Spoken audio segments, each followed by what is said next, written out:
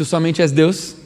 Tu somente és Deus tocou no meu casamento, então sou muito grato pela vida da minha família, do meu casamento, então sempre é gostoso. Não é uma música que a gente está mais tão acostumado a ouvir, né, nos cultos de domingo, ou quando a gente sai por aí para outras igrejas e a gente tem a oportunidade de pregar. Então para mim foi muito gostoso, né, a gratidão pelo meu casamento. Mas uma outra coisa que me faz olhar com muita gratidão são pelas experiências que eu tenho com cultos de quarta-feira.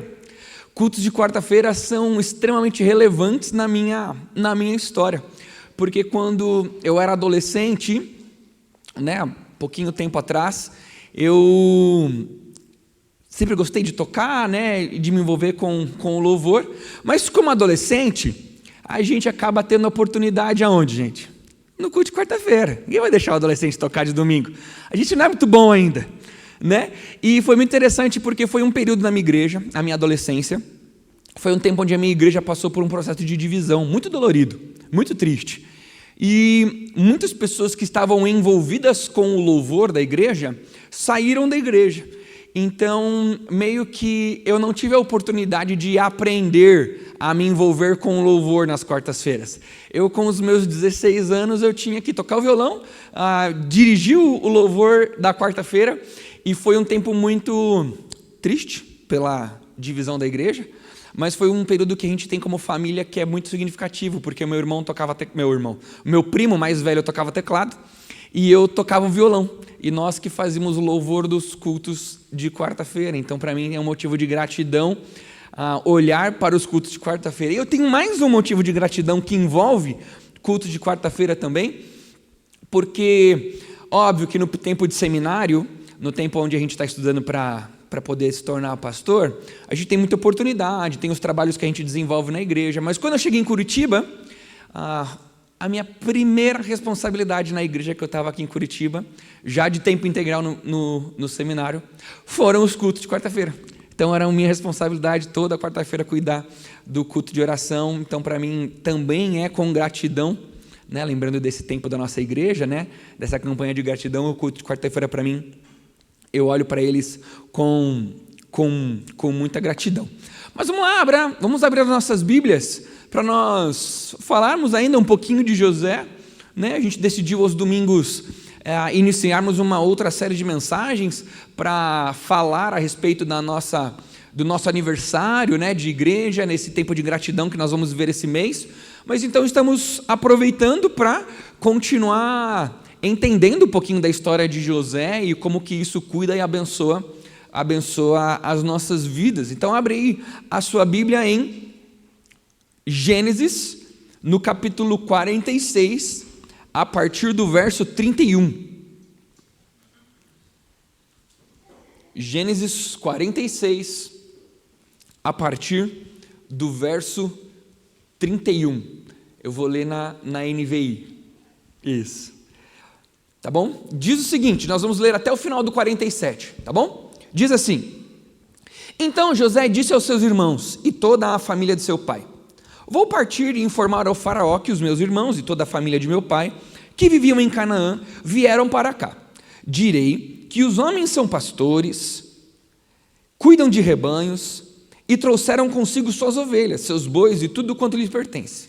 Quando o faraó mandar chamá-los e perguntar em que vocês trabalham, respondam-lhe assim: Teus servos criam rebanhos desde pequeno, como o fizeste nossos antepassados. Assim lhes será permitido habitar na região de Gósen, pois todos os pastores são desprezados pelos egípcios. José foi dar notícias ao faraó: Meu pai e meus irmãos chegaram de Canaã com as suas ovelhas, seus bois e tudo o que lhes pertence, e estão agora em Gósen. Depois escolheu 5 dos seus irmãos e os apresentou ao faraó. Perguntou-lhes o faraó: Em que vocês trabalham? Eles lhes responderam: Teus servos são pastores, como os nossos antepassados. Disseram-lhe ainda: Viemos morar aqui por uns tempos, porque a fome é rigorosa em Canaã, e os rebanhos dos teus servos não têm pastagem. Agora, por favor, permite que teus servos se estabeleçam em Gósen. Então o faraó disse a José: Seu pai e seus irmãos vieram a vocês, e a terra do Egito está à sua disposição.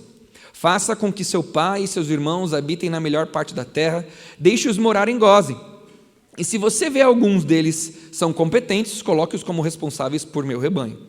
Então José levou seu pai Jacó e o faraó e o apresentou a ele. Depois Jacó abençoou a faraó e lhes perguntou: quantos anos o senhor tem? Jacó respondeu ao faraó: 130 anos da minha peregrinação. Foram poucos e difíceis, e não chegam aos anos da peregrinação dos meus antepassados. Então Jacó abençoou o faraó e retirou-se. José instalou seu pai e seus irmãos e deu-lhes propriedade na melhor parte das terras do Egito, na região de Ramassés, conforme a ordem do faraó. Providenciou também sustento para seu pai e seus irmãos e toda a sua família, de acordo com o número de filhos de cada um. Não havia mantimento em toda a região, pois a fome era rigorosa. Tanto o Egito como Canaã desfaleciam por causa da fome. José recolheu toda a prata que circulava no Egito e em Canaã, dada como pagamento do trigo que o povo comprava, e levou ao palácio do faraó. Quando toda a prata do Egito e de Canaã se esgotou, todos os egípcios foram suplicar a José: dá-nos comida, não nos deixe morrer só porque a sua prata acabou. E José lhes disse: tragam então os seus rebanhos, e em troca lhes darei trigo, uma vez que a prata de vocês acabou. E trouxeram a José os rebanhos, e deu-lhes trigo em troca de cavalos, ovelhas, bois e jumentos. Durante aquele ano inteiro, ele os sustentou em troca de todos os seus rebanhos. O ano passou. No ano seguinte, voltaram a José dizendo: não temos como esconder de ti, meu senhor. Uma vez que a nossa prata acabou, os nossos rebanhos lhe pertencem, nada mais nos resta para oferecer, a não ser nossos próprios corpos e as nossas terras. Não deixes que morramos e que nossas terras pereçam diante dos teus olhos. Compra-nos e compra nossas terras em troca de trigo, e nós, com as nossas terras, seremos escravos do faraó. Dá-nos semente para que sobrevivamos e não morramos de fome, a fim de que a terra não fique desolada. Assim José comprou todas as terras do Egito para Faraó. Todos os egípcios tiveram que vender os seus campos, pois a fome os obrigou a isso. A terra tornou-se propriedade do Faraó. Quanto ao povo, José o reduziu à servidão, de uma outra extremidade do Egito à outra. Somente as terras dos sacerdotes não foram compradas, porque por lei eles recebiam um sustento regular do faraó e disso viviam. Por isso não tiveram que vender as suas terras. Então José disse ao povo: ouçam, hoje comprei as suas terras para faraó. Aqui estão as sementes para que cultivem a terra, mas vocês darão a 5ª parte das suas colheitas ao faraó. Os outros 4/5 ficarão para vocês como sementes para os campos e como alimentos para vocês, seus filhos e os que vivem em suas casas. Eles disseram: meu senhor, tu nos salvaste a vida, visto que nos favoreceste, seremos escravos do faraó. Assim, quanto à terra, José estabeleceu o seguinte decreto no Egito, que permanece até hoje: 1/5 da produção pertence ao faraó, somente as terras dos sacerdotes não se tornaram propriedade do faraó. Irmãos, um texto longo, né? Mas como tem sido de tradição aqui na nossa igreja, de lermos sempre o texto bíblico por completo, porque isso nos familiariza e até às vezes nos dá a oportunidade de estreitarmos a relação com a leitura do texto bíblico que talvez durante a semana a gente não tenha. Então fica aí o incentivo para que a gente leia cada vez mais a Bíblia, não somente se preocupando com aquele espírito devocional, né, de o que Deus está falando, mas muitas vezes ler a Bíblia por conhecimento, para conhecer a história e tudo mais. É um privilégio para a gente. Mas vamos caminhar. Hoje, o nosso texto vai trazer algumas características para nós, sobre as atitudes de José em relação às responsabilidades dele. Nós vimos que na nossa leitura, José ele falou com o faraó, aí ele dividiu a terra, aí ele estabeleceu leis. Enfim, José ele se demonstrou não numa relação como nos últimos 2 capítulos, numa relação com a sua família, né? De o perdão, o irmão vai para casa, o irmão mais novo volta e fala com o pai, mas agora uma demonstração de como José era na responsabilidade dele ali no Egito. Isso vai fazer com que a gente olhe para José hoje, no nosso tempo aqui juntos, como um exemplo de alguém que está trabalhando.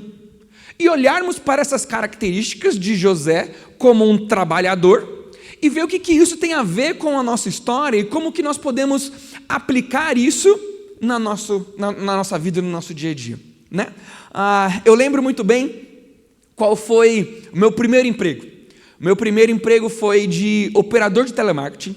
Eu trabalhava numa empresa em São Paulo chamada Atento, e eu era um operador de telemarketing receptivo. Então eu recebia ligações do Bradesco para auxiliar pessoas em 2006, para auxiliar pessoas a navegarem no site do Bradesco. Né? Lembro até hoje como é que eu atendia o telefone. Eu falava Bradesco, a Proempresa, Thiago Vercelino, bom dia, com quem eu falo? Porque eu trabalhava de manhã. Né? E eu lembro que na minha meninice, né, na minha juventude, ali como trabalhador, eu tinha 18 anos, foi o ano onde eu estava fazendo cursinho para passar no exame da Polícia Militar em São Paulo. Esse era o meu desejo, antes de ir para o seminário. Mas então, foi mais ou menos. E eu lembro um dia que eu morava na casa dos meus pais, e eu tive uma discussão com os meus pais, né, com o meu pai, com a minha mãe, e não foi uma discussão daquelas leves, foi uma discussão acalorada, aquela discussão que o pai e a mãe ficam naquele conflito. Peraí, eu tenho um homem de 18 anos em casa, eu não boto mais de castigo, eu não tiro nada dele, mas ao mesmo tempo ele ainda está debaixo da minha casa, do meu teto, então eu tenho que entender o que está acontecendo para intervir, e foi uma discussão extremamente acalorada. Como resultado disso, eu fiquei extremamente chateado com o que aconteceu. Quando a gente vai ficando um pouquinho mais velho, a gente já não tem só aqueles sentimentos de braveza, mas a gente tem alguns sentimentos mais assim, olha o que eu falei para minha mãe. E alguns pensamentos começaram a corroer o meu coração. E eu tomei uma decisão. Falei que eu não ia trabalhar no dia seguinte. Simplesmente não fui trabalhar. E eu estou lá na minha casa, de manhã, e mais ou menos, eu entrava às 8 horas, mais ou menos umas 10h30, a minha chefe me liga. Oi, Thiago, tudo bem? Eu, não estou muito bem. Ela, por que você não veio trabalhar? Eu tive uma série de questões pessoais e hoje eu não tenho condições de ir trabalhar. Ela respondeu assim para mim. Olha, Thiago, alguém morreu? Eu falei, não. Ela, você está doente? Eu falei, não. Então você vai vir trabalhar sim, estou te esperando. Eu estava na minha casa. Era só eu não ir e assumir as consequências disso. Mas eu lembro que essa relação com a minha chefe, eu com um menino de 18 anos, eu não tive coragem de contrapor isso, e eu simplesmente, tá bom, estou indo, e fui trabalhar.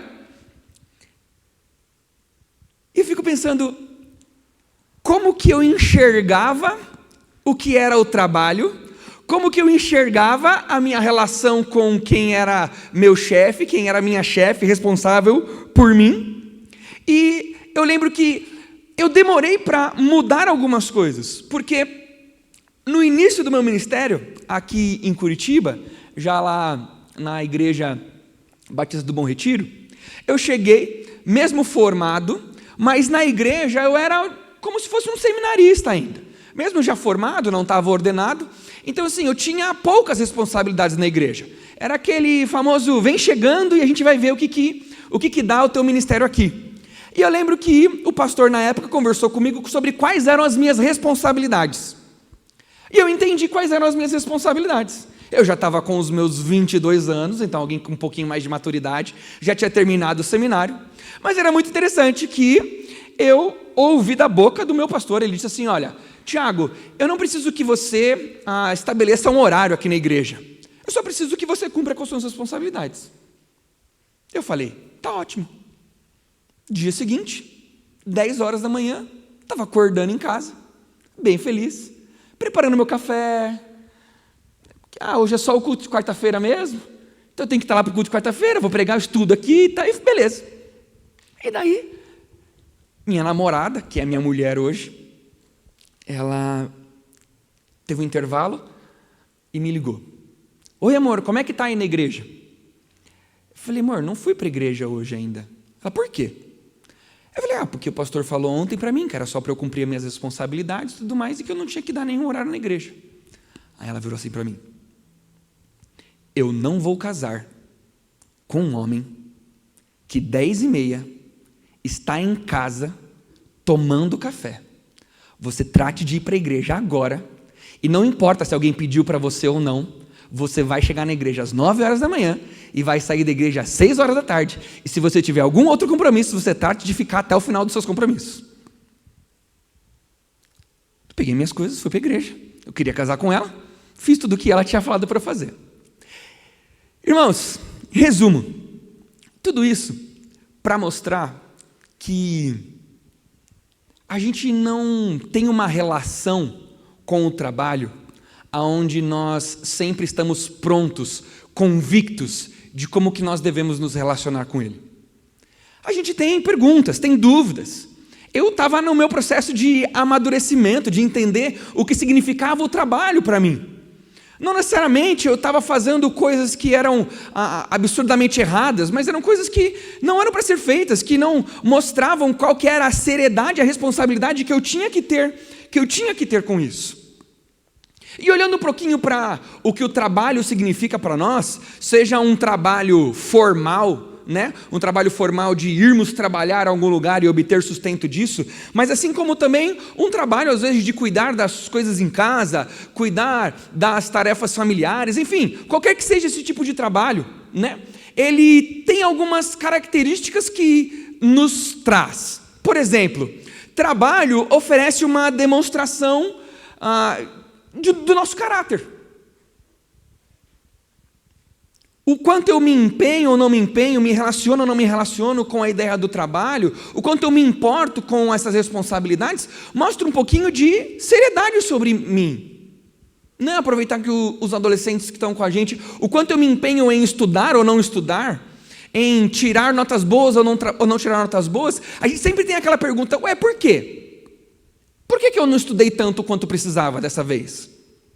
Por que eu não me dediquei tanto no meu trabalho quanto eu precisava? Por que eu não me dediquei tanto num serviço ou numa responsabilidade que eu tinha? Alguma coisa talvez tenha a ver com quem nós somos, com o nosso caráter.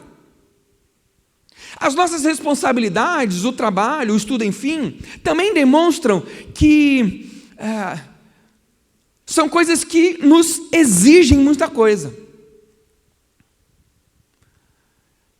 O trabalho acaba nos exigindo. Eu tenho uma responsabilidade. Qual é a minha responsabilidade? A minha responsabilidade é fazer isso, isso, isso, isso. Bom, então eu vou ser exigido por isso. Eu tenho que cumprir algumas coisas em relação a isso. E o trabalho acaba exigindo, tem uma pressão sobre mim. Né? Trabalho também, ele é um teste para nós, um teste de eficiência. Quando eu estou trabalhando, quando eu estou desenvolvendo alguma responsabilidade, eu posso entender o quanto que eu estou sendo eficiente e o quanto não estou sendo eficiente. Estou dando uma aula de escola bíblica dominical, o quanto eu estou sendo eficiente e o quanto não estou sendo eficiente. Quando eu tenho responsabilidades, eu entendo o quanto que eu tenho sido eficiente nessas responsabilidades ou não. Tudo isso, esse ambiente de trabalhar, de ter responsabilidades, traz para nós. E José vivia isso. José, ele era o governador do Egito. Ele tinha uma responsabilidade lá no Egito, e diante dessa responsabilidade, nós poderíamos perceber qual é o caráter de José, nós poderíamos entender como é que José reage num momento de pressão, nós poderíamos entender se José ele ia ser eficiente ou não naquilo que ele estava fazendo. Só que olha que interessante, se Deus, ele é soberano, como nós temos visto na história de José até agora, ele não é soberano, inclusive, sobre os nossos empregos e as nossas responsabilidades? Ele não está lá cuidando de você no seu trabalho? Ele não está lá vendo tudo aquilo que você está vivendo? Porque talvez algo que a gente possa querer pensar é que, não, Tiago, é o seguinte, aquilo que é para a igreja e aquilo que é do mundo é do mundo. Não. Nossa vida é uma coisa só. Nós temos que evitar fazer essa separação de responsabilidades. Essas são as minhas responsabilidades para com Deus.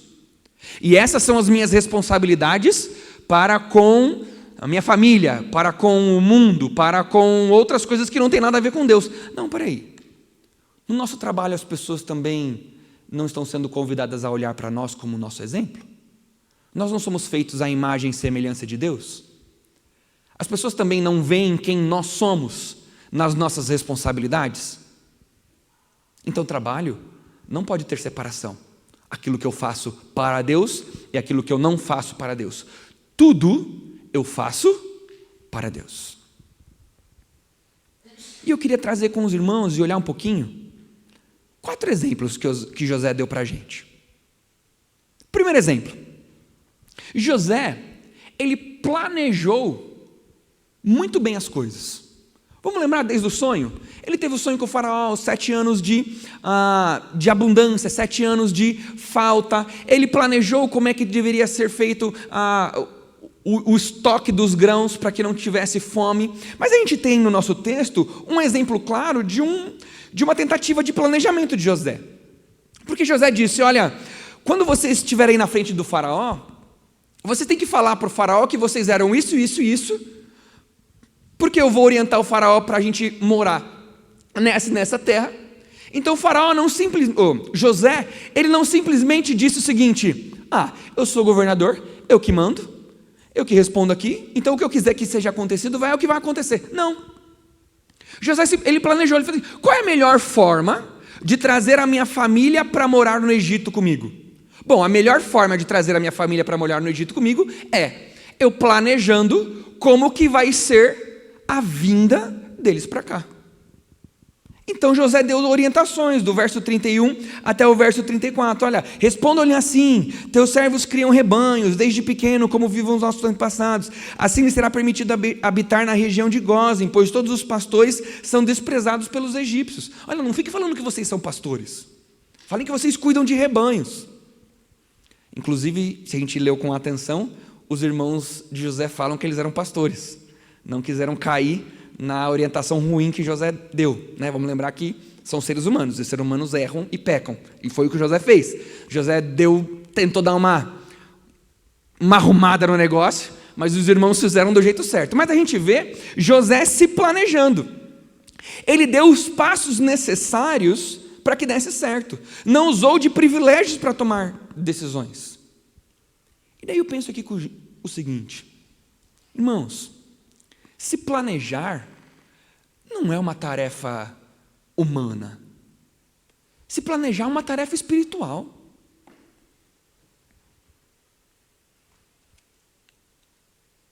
Os pastores da nossa igreja poderiam simplesmente abrir os textos bíblicos aqui, lerem esses textos e falarem o que entendessem da hora que leram o texto.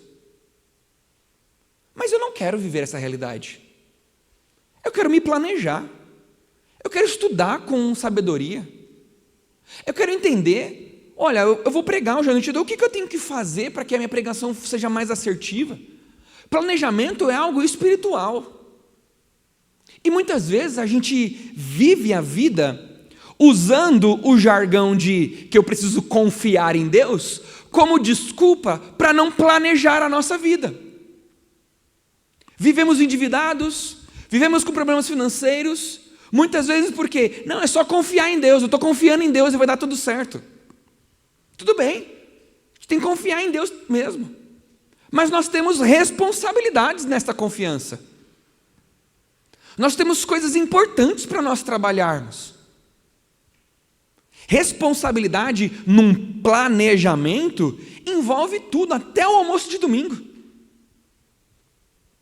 Porque às vezes a gente combina no almoço de domingo e cada um leva uma coisa, mas alguém não se planeja para levar aquela coisa. Aí fica aquela situação no almoço de domingo. O que era para ser uma reunião familiar gostosa, prazerosa e divertida, se transforma numa reunião de briga, de desentendimento, de olho torto um para um lado e para o outro. Por quê? Porque não nos planejamos. Planejamento é uma tarefa espiritual e a gente tem que lidar com isso. Não importa a área da nossa vida. Eu tenho uma prova segunda-feira. Então tá bom, segunda-feira eu vou estudar domingo à noite para a prova. Mas daí, tio Marcel chegou ao final do culto, ele falou assim, meninas, eu preciso da ajuda de vocês aqui. E daí você vira para o pai e para a mãe e fala assim, olha, tem que esperar só um pouquinho que eu tenho que terminar de ajudar o tio Marcel ali numa coisa. Aí ajuda. Daí quando você está pronta para ir embora, e você vem, mãe, pai, vamos embora, estava tendo cantina, e a cantina estava gostosa. E daí estava rolando aquele papo gostoso, e daí foi embora mais tarde. Foi embora mais tarde, chegou em casa, muito sono, muito cansaço, não deu conta de estudar o quanto precisava, foi segunda-feira para a prova, pau na prova. Por quê? Porque tudo bem estudar de domingo à noite, se for um plano esse, mas às vezes dão coisas erradas, como a cantina estar muito gostosa e o tio Marcel pedir para ajudar numa coisa que normalmente não tem que ajudar. E a gente não vai conseguir estudar o quanto deveria. Agora, se tivesse, se planejado, se tivesse estudado um pouquinho toda semana, domingo à noite era só pegar rapidamente e dar uma lembrada para ir para a prova. Planejamento é uma atividade espiritual. Segunda ideia que José dá para a gente é que José ele se submeteu à autoridade lealmente e com responsabilidade. José ele podia, olha, então vem cá, mora ali e tudo mais, mas não. José foi dar notícias a Faraó. José foi conversar com Faraó. Depois José escolheu 5 dos seus irmãos e os apresentou a Faraó. Olha o verso 7. Então José levou seu pai Jacó ao Faraó e apresentou a ele. Olha o verso 11. José instalou seu pai e seus irmãos e lhes deu as propriedades na melhor parte da terra do Egito, na região de Ramassés, conforme a ordem do Faraó, no verso 11. José, ele se submeteu às suas autoridades. Nós podemos ter ideias, sim. Nós podemos querer fazer coisas novas e diferentes. Mas muitas vezes, demonstrar lealdade a alguém é uma maneira honrosa de que pessoas podem confiar em nós. Agora, olha que interessante. Às vezes a gente, no nosso contexto de trabalho, quer tanto mudar alguma coisa porque discorda da opinião do chefe em tudo que faz, que a gente fica marcado por, tinha que ser o crente. Além de ser crente, ninguém pode confiar. Não é uma pessoa confiável. Porque a gente pede para fazer uma coisa e faz outra. É sempre do jeito, é sempre ele que tem razão, é sempre do jeito que ele quer, é sempre do jeito que ela quer. Irmãos, obviamente, se não envolve pecado, a gente tem que estar disposto a demonstrar o nosso testemunho público para as pessoas. Não envolve pecado. Ninguém está te pedindo muitas vezes para mentir. Ninguém está te pedindo, te ordenando. Obviamente, se alguém estiver te pedindo e te ordenando para pecar, aí sim, a gente tem que se manter fiel à palavra de Deus. Mas muitas vezes não é um pedido de pecado. Então faz. Demonstre que você é uma pessoa confiável, que você é uma pessoa que se submete às autoridades. A gente tem tido muita dificuldade com a Cecília lá em casa, porque a Cecília está vivendo um momento onde acabou a possibilidade de ela fazer na primeira vez o que a gente pediu para ela. A gente cresceu lá em casa com uma frase que obedecer é sempre na primeira vez. Obedecer na segunda vez é uma desobediência. Então a gente sempre cresceu com essa frase lá em casa. Só que a Cecília simplesmente agora não tem mais o que falar. Porque a Cecília literalmente não obedece mais na primeira vez. Filha, vai pôr o seu uniforme. Mas é que deixa não sei o que não deixa não sei o que. Filha, vai pôr o tênis. Mas é que eu quero ir de chinelo hoje porque a minha amiga não sei o que, não sei o que, não sei o que. Filha, agora está na hora de comer. Não, eu só vou no banheiro primeiro, não sei o que. É sempre tem uma coisa antes para fazer. Sempre. O que isso faz? Por mais que eu ame muito a minha filha, isso faz com que eu tenha que tomar alguns cuidados a mais. Porque se está sendo tão natural para ela, em algumas atividades tão básicas, não ir numa primeira vez, coisas que a gente tinha um pouquinho de costume, nós paramos de deixar ela acontecer. Por exemplo, Cecília, olha a Tereza no carrinho, por favor. Tereza, nossa bebezinha. Olha a Tereza no carrinho, por favor, que eu só vou pegar não sei o que na cozinha. E se ela também não estiver disposta a fazer pela primeira vez? e ela não vai olhar a Teresa. Então eu estou perdendo a oportunidade, até reconquistar esse privilégio, eu estou perdendo a oportunidade de dar algumas orientações para a Cecília de convívio na casa. Por quê? Porque a gente não tem alguém. Estou esfolando minha filha, né? No culto de quarta-feira. Ela é linda, irmãos. Ela é incrível. Tá? Era só para a gente trazer o exemplo. Mas as repetidas coisinhas pequenininhas que ela não tem feito pela primeira vez tem gerado um pouquinho de insegurança em mim e na Andriele. A gente tem que recolocar algumas coisas. Mas isso pode acontecer com a gente. Pode acontecer com a gente. Eu sou o pastor mais novo na igreja agora. Eu acabei de chegar. Numa reunião com os outros pastores, eu também vou ter ideias. Só que eu vou ter que entender que talvez em muitos momentos, primeiro, eu vou ter que dizer, pode deixar, pastor.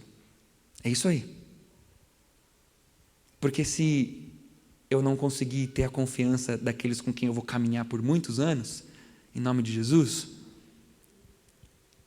eu não vou poder caminhar, porque eles não vão ter confiança naquilo que eu posso viver junto com eles. Pensem, é com todos nós assim. Desde a relação com os nossos filhos, até na minha relação com os meus parceiros, de embora ministério, mas é o meu trabalho. Isso envolve a gente em todos os aspectos.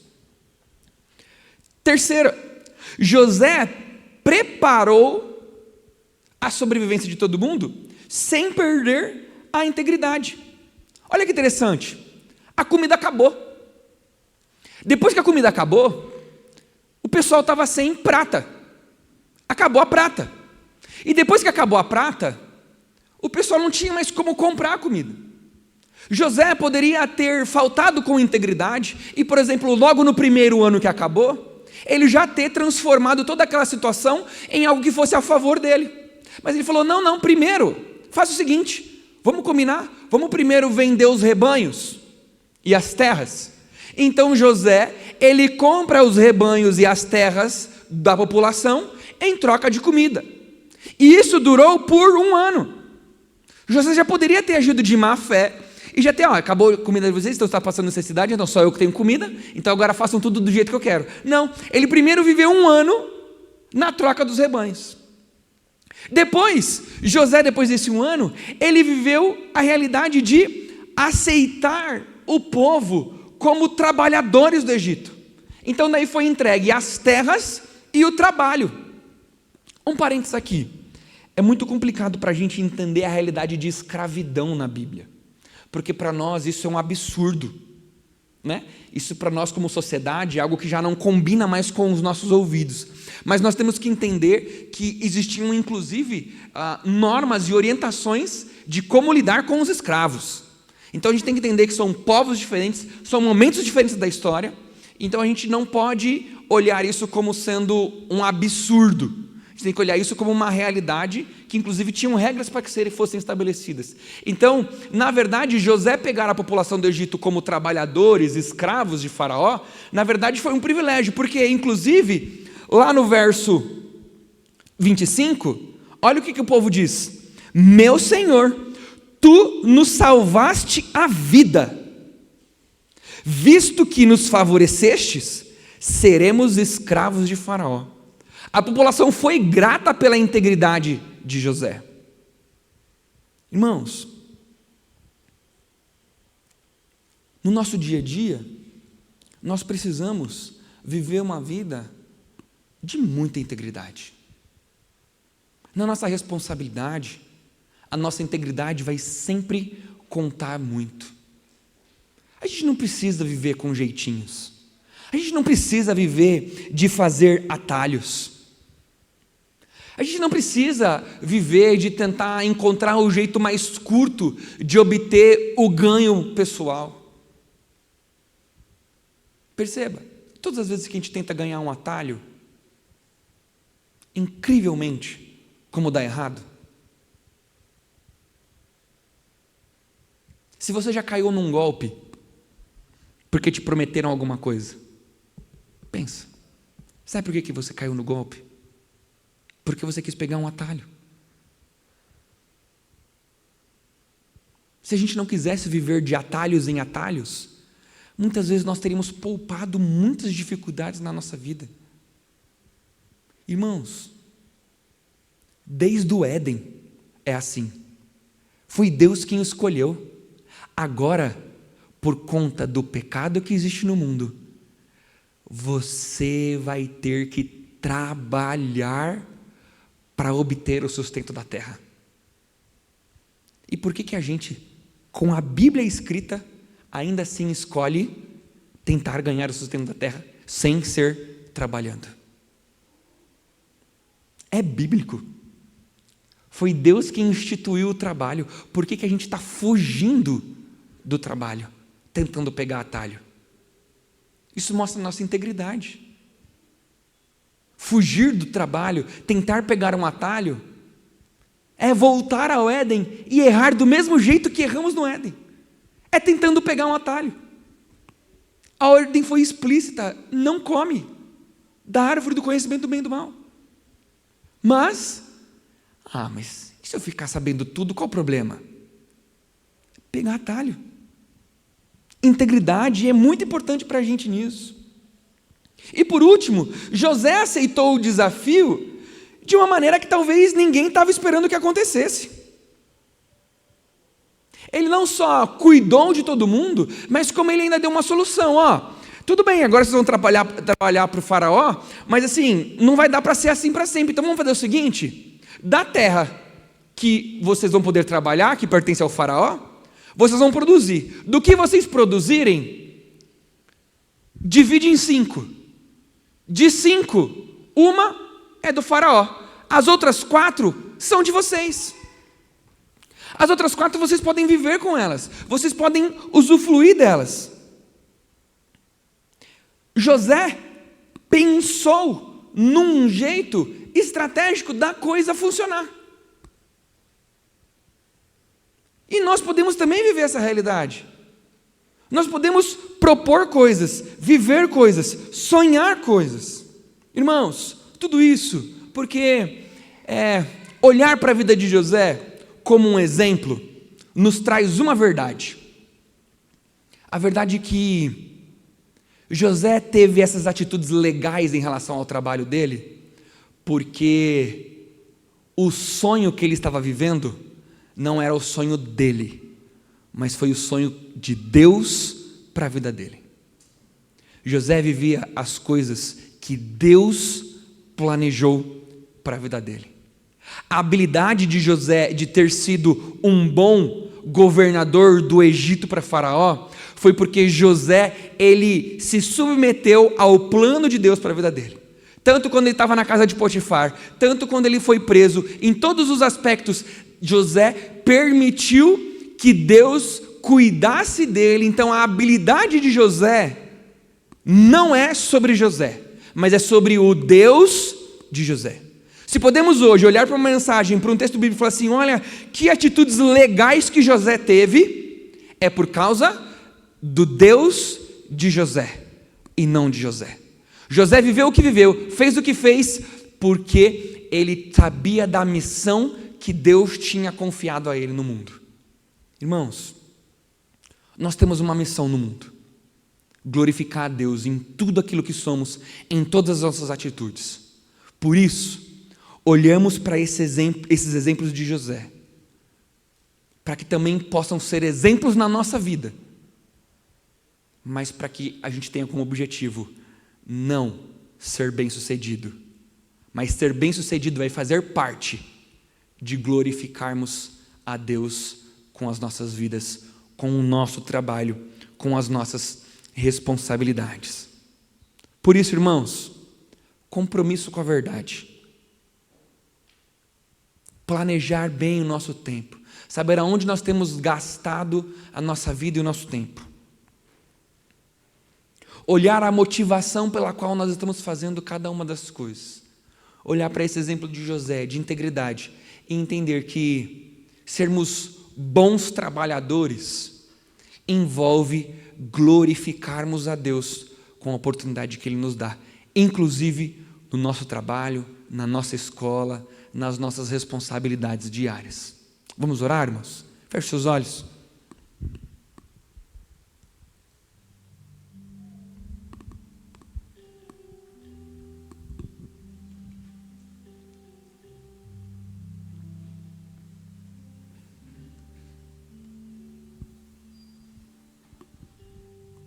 vou dar para você alguns segundinhos, só para você fazer a sua oração, tá bom? Certamente algo o texto bíblico te incentivou hoje. Então, eu queria que você pegasse esse incentivo que você recebeu da palavra de Deus e conversasse com Ele. Talvez é de ser mais planejado, mais responsável, de viver em mais integridade no seu trabalho, de ser alguém que propõe ideias novas, não sei, mas alguma coisa eu queria que você colocasse diante de Deus sobre aquilo que nós ouvimos aqui, e daqui a pouquinho eu termino esse tempo aqui orando, tá bom?